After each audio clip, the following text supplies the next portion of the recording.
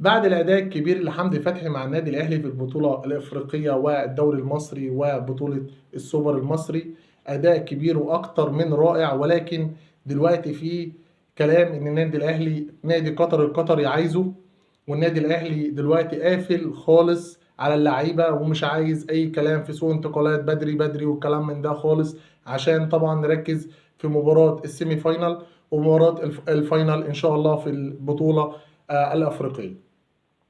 نادي قطر القطري بعت فاكس للنادي الاهلي عن طريق وكيل اعمال اللاعب، وعايز اللاعب ب 3.5 مليون دولار.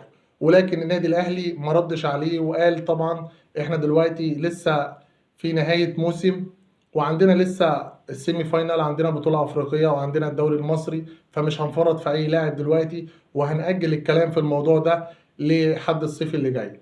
ولكن حمدي فتحي متمسك بالنادي الاهلي.